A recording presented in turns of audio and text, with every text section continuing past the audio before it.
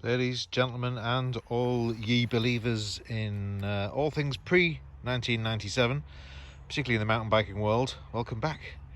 And to build number one, I started doing these retro bike builds in lockdown. I guess is one good thing to come out of COVID. It allowed me to reconnect with my past, and this, in fact, was the first bike I endeavoured to build up. Bought the bike around March, but it's the second video, so sorry for the confusion. I know the video came before, but it seemed to go quite well, so I've decided to do another one. So what have we got in front of us? Well, as many of you will recognise, this is an orange Prestige, and this is particularly sentimental to me because my grown-up mountain biking kind of experience was with oranges. Why? I think, well, at the time, I lusted for many years after an orange and white fade orange Clockwork, which I was very fortunate to be able to save up. I think my mum even got a credit card without my dad knowing to help top up the payment for it. I bought it from Colin Armstrong Cycles in Middlesbrough, who were a big dealership, sold a lot of the cool emerging brands at the time, Marin, none of the stock stuff you'd get in Halfords or in any of the bike shops. We did have a rally shop locally which just sold rally, but this felt like an emporium of kind of all sorts of brands you'd never really heard of, and orange were one of those ones that just stood out. The orange and white classic iconic colour scheme, I guess you'd say, was very much what helped attract my eye to it. But this is a Prestige. This was a bike that came out shortly after the Clockwork. When Steve Wade and Lester Noble started Orange Bikes. Many of you will know that the Orange Clockwork was the only bike they made. And then the upgrade in tubing to the Prestige Tange Prestige tubing brought out this bike. And this, I can't be that specific on when this ran until, but this was a bike which came out, I think, in 90, and this is due by the stamp on this frame. This is a January 1990 bike, so I guess it's quite an early one in that respect. And I'll take you around it. I bought the bike from a guy up in Halifax, and it was actually fundamentally as you see it right now, apart from a few items I'll go through. The tyres were different, the stickers were kind of fading or non-existent and scratched off in some parts. The stem was in a little bit of needed a little touching up. Actually, only once I removed the stiff mountain bike, the store stiff STI 1F in Leeds, who are infamous dealers of orange products. There was a stiff sticker on the stem, and that peeled off some of the paintwork. But I'll get into the stem in a second. So the frame, as you see it, is pretty much how it came. I've done nothing to it. When you get right up close, this black orange went from the orange and white fade and started with the steel bikes, Clockwork and Prestige, offered them in black with these orange lettering. And this, as you can see, is slight patina and kind of looks like it's been left in the heat, the coatings almost. But I left it. I'm no frame sprayer, and it was good enough that there was no real exposed metal that was going to rust. So I give it a polish, and it felt, true and authentic. And I think that's a bit of a theme for this bike. It does feel quite an authentic machine, as you'll see. The group set that's on it, all DX, which again was, at the time, I think I mentioned it in my last video, for me that would have been what I could afford. It wasn't the bottom model, it was nowhere near XT, but it worked and it did what it needed to do. And this has got some lovely original features. Look at that these original DX hubs, super smooth, testimony to Shimano and the quality, even in their mid-range equipment, that this stuff still works. While we're down in the hubs, I also, the younger me would never have left the house with anything other than some kind of titanium hope or ring glazed skewer. But you know what, as time goes on and you mature, there's some elegance to be appreciated with those Shimano very simple metallic skewers that just work. And they kind of, as I say, it's a very honest way of looking at it, not too much trick or bling at this stage. So the frame stickers have been replaced, as you can probably tell. They're pretty new. I worked with Retro Decals on Facebook. If you search for him, Gil, he's great, brilliant at it. In fact, I actually worked with him to make sure that these E's were quite correct, because on the templates he'd made for me, I'm a graphic designer and typographer, and it was my background, and so I really wanted to get those as close as we could, which meant angling the E. There was kind of this odd kind of sort of ramp up of the E, like in this font it's almost twisted around, so we tried to get that as close as we could, and I think we did a pretty good job. Also with the head tube and the forks. I'll go into the forks in a minute, but the stickers there, and then the stickers on the stairs. So this was all the stuff which happened at the time, and it was you knew when you were coming up behind someone if they were riding something which meant business, because a bit like old road bikes really, that idea of having the vertical mounted stickers on the chainstays. It's a pretty cool look, I think. So the frame, as we mentioned, again, not a lot I had to do to that, only the stickers and the decals. The forks, now these were from the aluminium, or an aluminium elite, which came out around about the same time, and these were an upgrade you could spec on the steel bikes from Orange. So this is an Orange part, which and actually this kind of spec was made infamous by a mountain biking UK ad for Orange bikes, with a guy coming over the top, cresting over the top of some kind of ridge, and he's one of the team riders, and he's riding this spec of bike. So now that probably influenced a lot of the sales, I'm sure, that for people to upgrade from the steel forks to the aluminium forks. But if this was not a one-take channel, if this was pre-recorded, I'd now be up showing you a picture of that ad. But if you go online and search for it, particularly on Retro Bike Forum, then you can see the ad that I'm referring to. So it brought back a lot of memories when I saw this in this spec, and I thought, was something I can do with that. It's not quite the Clockwork in orange and white fade which I had. That could be a future build if I can get my hands on one. What else is tasty on this? And again, testimony to the guy that had this before me, because he had a gentleman of extreme taste. He told me how he'd bought this bike from Leeds in 1990 or early 1991. It was a spec which someone had spec'd up to race, and then hadn't come and collected it and seen good on the deal, so he was able to snap it up, and it pretty much is as it was when he bought it. There's not many upgrades to it at all.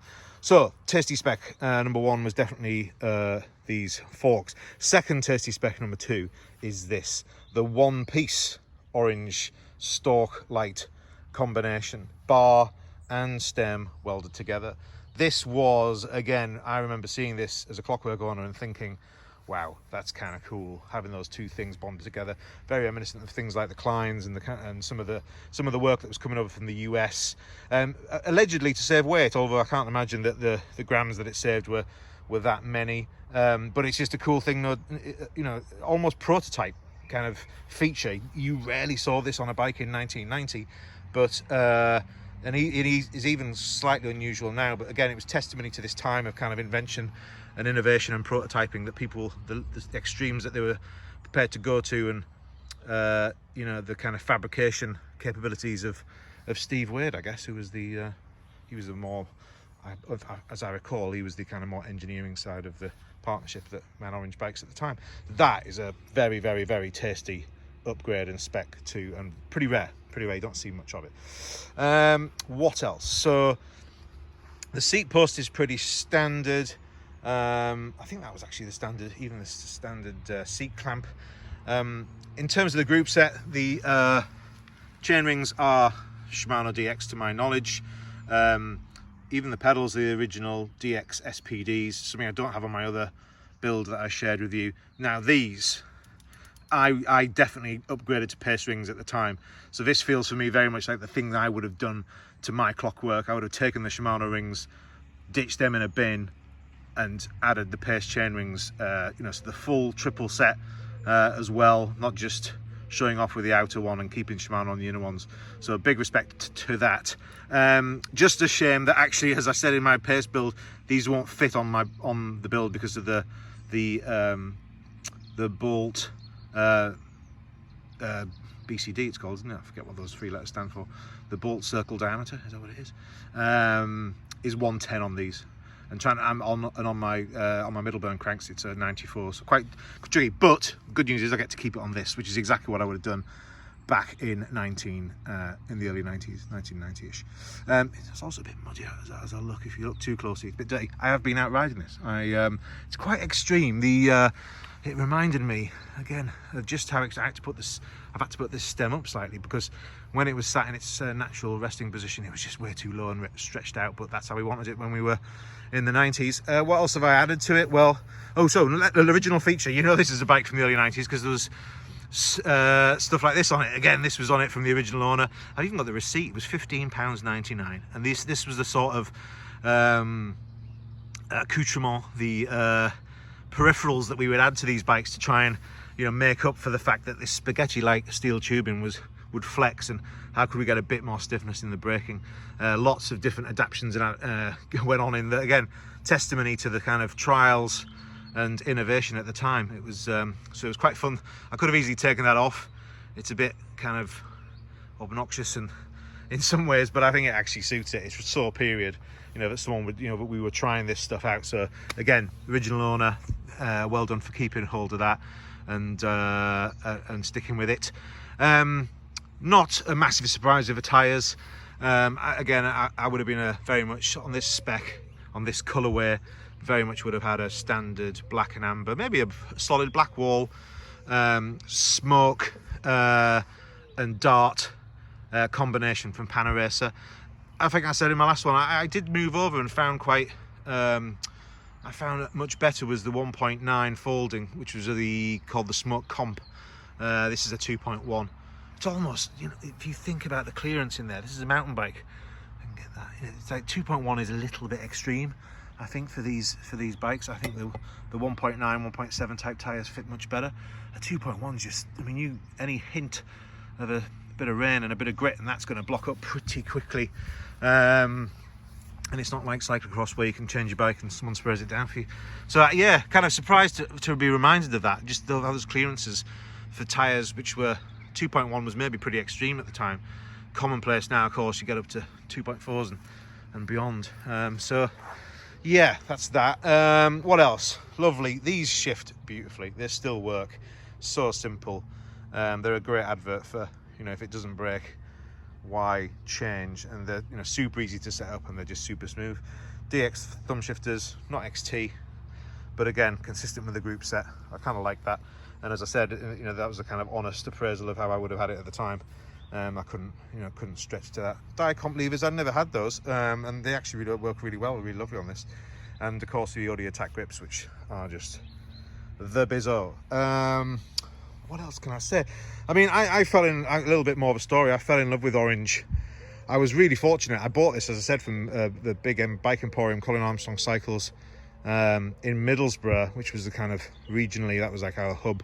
I lived in a village outside of that, but then sprang up a little shop, tiny little shop called Bike Scene.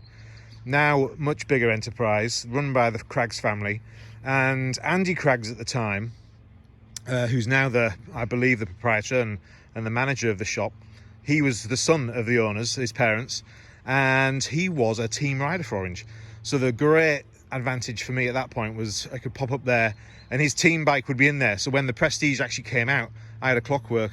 The first time that I ever saw an Orange Prestige was he was racing it. It was set up for his race weekend, and you know, we got lovely, really super friendly, still friends now. They pop in. Might not have been in that shop for a decade, and they'd still remember us. And we used to spend all our time and all our money in there.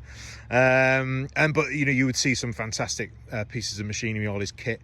It was just great to sort of be close to what was essentially a pro rider in the junior ranks, but a pro rider, and be able to kind of spend time ogling and pouring your attention over the machines that basically as they were being made and as they were being shipped directly out to the team riders. That was pretty cool.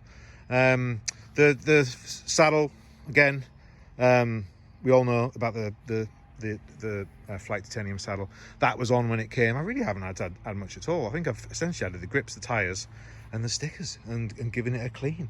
It was really impressive. I was really glad to find it. I think the next build will be really the one which still makes me slightly drool, with Desire, which is that, you know, those orange and white fade Clockworks from 1989, 1991, and you know, there seems to be plenty of them about, but not many for sale. but who knows? I'll keep my eyes open and see what we can get.